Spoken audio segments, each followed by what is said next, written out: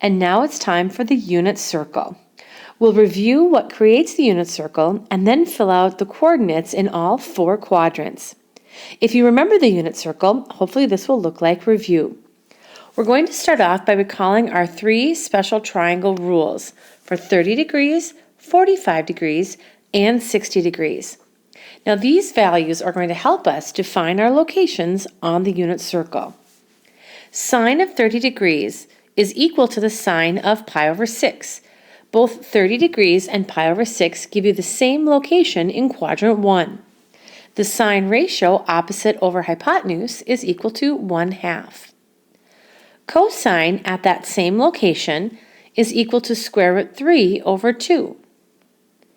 Tangent would be square root 3 over 3. So using our special right triangle definitions, remember we should have that square root 3 right there as well. Using that special triangle set of rules to help us define sine, cosine, and tangent. Now, doing the same thing at 45 degrees over here on that left triangle. Both sine and cosine are equivalent because the 2 side lengths are going to be the same. And the tangent ratio at 45 degrees, or pi over 4, opposite over adjacent, because the 2 sides are the same, makes that equal 1. Last but not least, going back over to the 30, 60, 90 triangle with 60 degrees as our reference angle. Now sine of 60 is equal to the square root 3 over 2, and cosine is 1/2. Since we're in that same triangle, those trig values flip-flop from one angle to the other. Tangent at 60 degrees is going to be equal to radical 3. And again, it's important to know all of these fractions. As we think about our coordinates around that unit circle, we're going to look at an x and a y value at each location. With those fractions up above in mind, x is going to always equal the cosine value at the angle we're at, and y always equals the sine value at that angle in degree or radian mode. Now remember, on the unit circle, the radius will always be equal to 1. When we use our definitions like x over r and y over r, this is how we can just evaluate them as cosine and sine, because the r value is 1. Another thing to note, our locations for the multiples of 30, 45, and 60 can be identified in both degrees or in radians. So let's use that information and label quadrant 1 in both degrees and radians. I'll start with degrees first, and we'll do those in red. Remember, we always start our measure on that right-hand side, and that value is 0 degrees.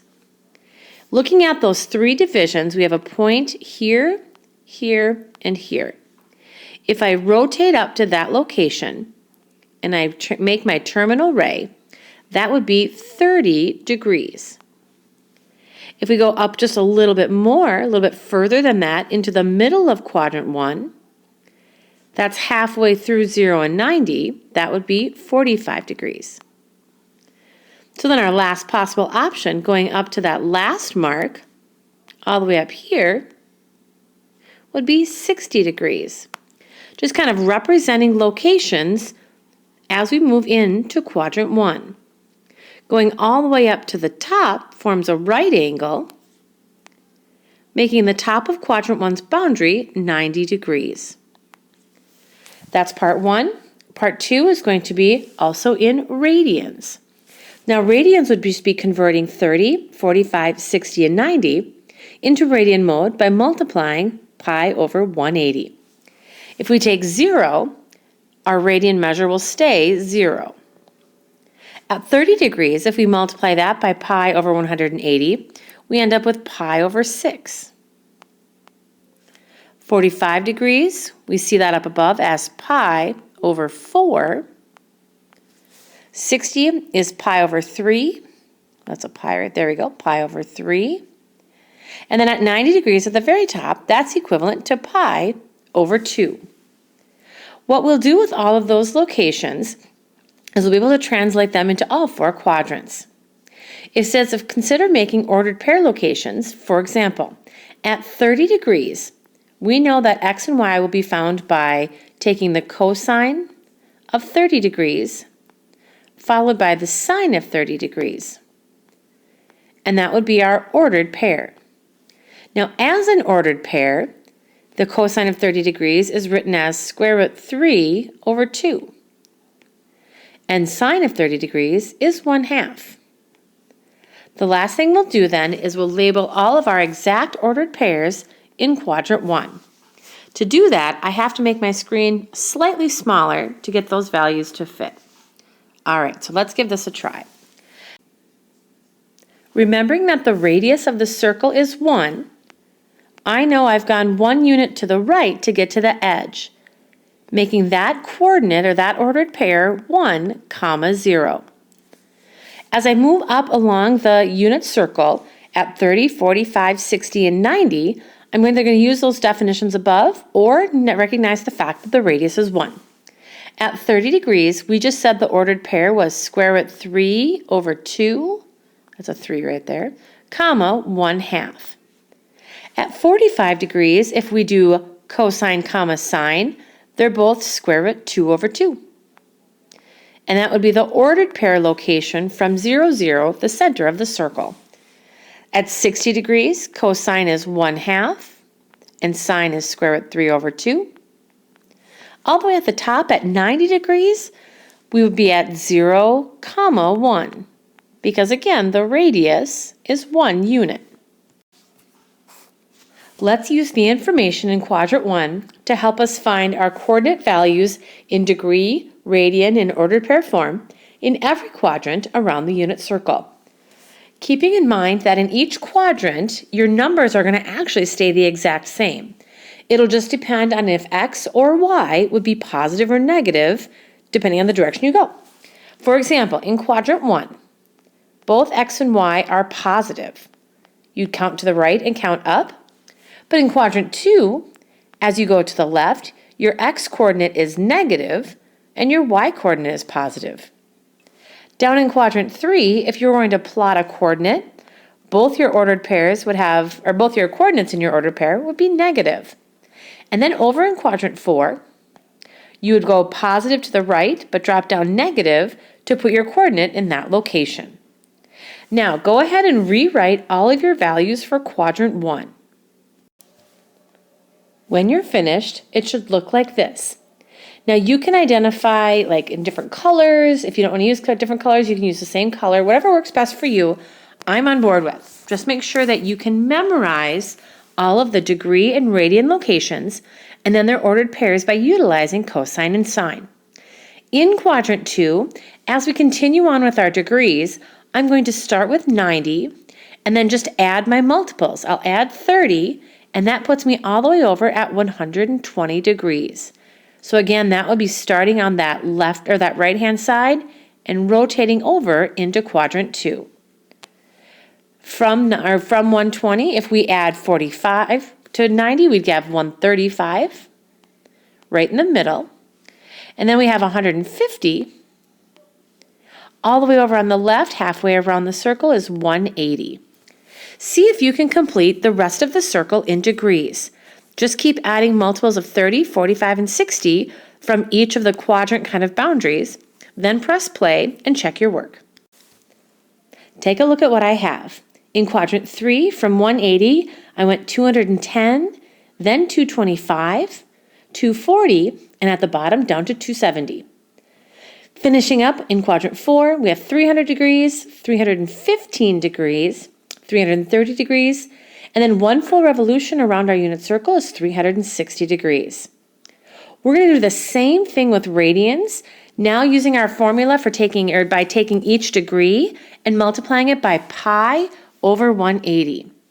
If we take 120 times pi over 180, that's going to reduce, when we're done, in exact form to 2 pi over 3.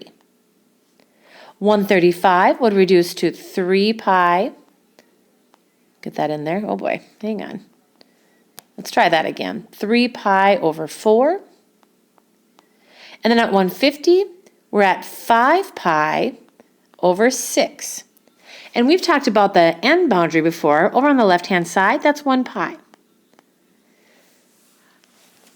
Continuing on, 210 degrees is 7 pi over 6. 225 would be 4 pi over 3. Not true. One step ahead of myself. Sorry, you guys. 225 is 5 pi over 4. And then 240 is 4 pi over 3. All the way to the bottom is 1.5 pi or 3 pi over 2. Finishing up our quadrant in quadrant 4, the radian at 300 is 5 pi over 3. 315 is 7 pi over 4. Getting pretty close to the end, 330 is 11 pi over 6. And then in the very end, all the way around, 1 revolution would be 2 pi. We're almost there. The last thing we need to do is figure out our ordered pair locations by using cosine and sine. And again, here's the thing. What we're going to do is kind of a process of reflections.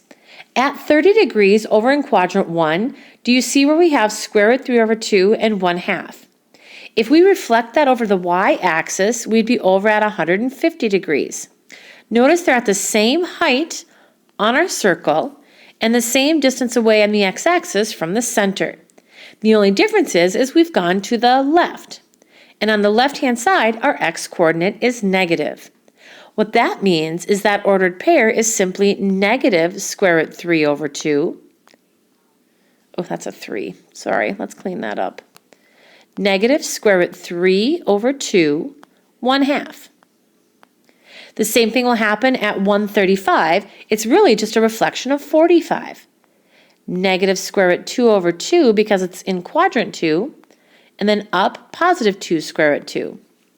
120 is simply a reflection of the y-axis of 60, and that's negative 1/2 positive square root 3 over 2.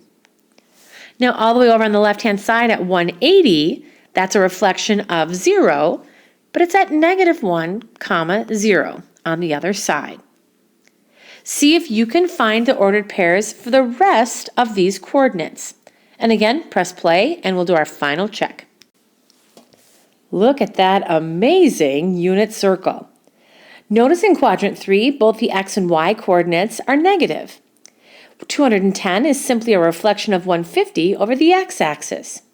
225 would match up with 135, and 240 is that reflection of 120 over the x-axis. And then in quadrant 4, just reflect over the y-axis again. We have 300 degrees or 5 pi over 3 at 1/2 negative radical 3 over 2. And then square root 2 over 2 negative square root 2 over 2 at 315 or 7 pi over 4. Rounding out at radical 3 over 2 negative 1/2 or 330.